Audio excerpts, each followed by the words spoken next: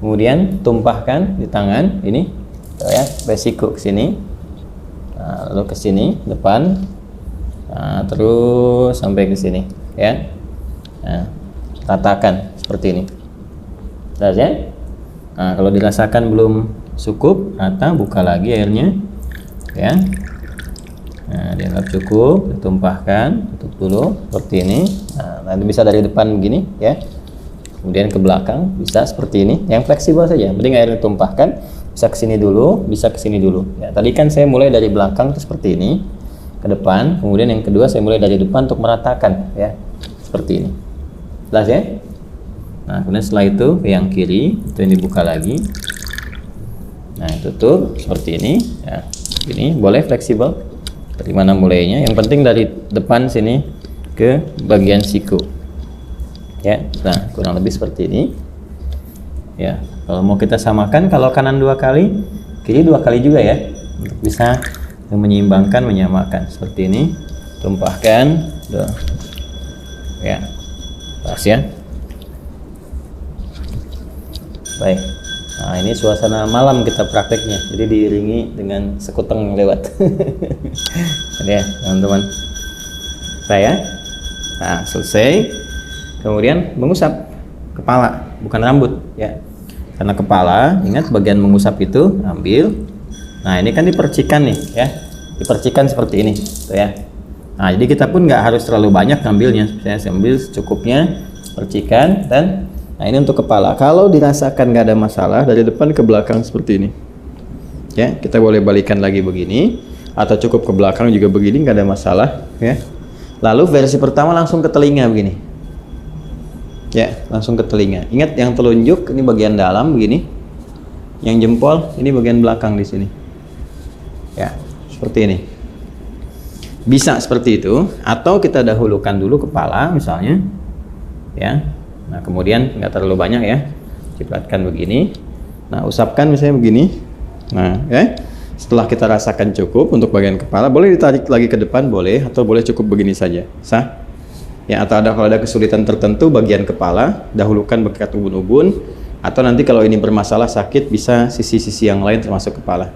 Setelah itu ambil air lagi, ya kan? Baru kemudian membasuh telinga seperti yang tadi dicontohkan, bagian depannya menggunakan telunjuk di sini, belakangnya menggunakan jempol.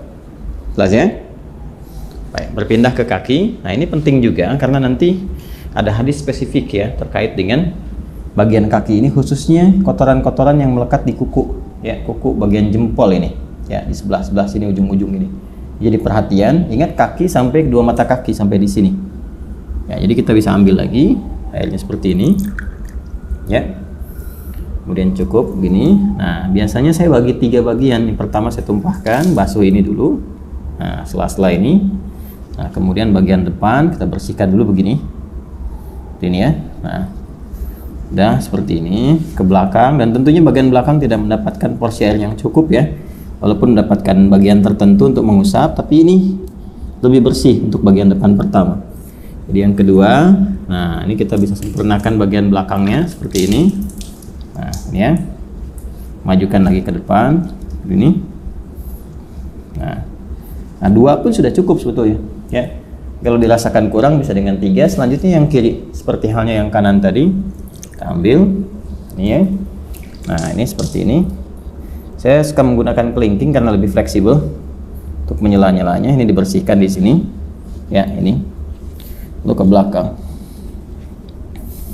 Nah kemudian disempurnakan, ambil lagi, kita tumpahkan seperti ini ya.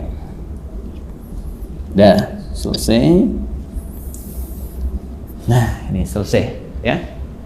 Setelah selesai, ada kita diusahakan menghadap ke arah kiblat, kita detik sini. Ya, lalu kita berdoa. Doa yang sudah pernah diajarkan juga ya, syahadatain dulu.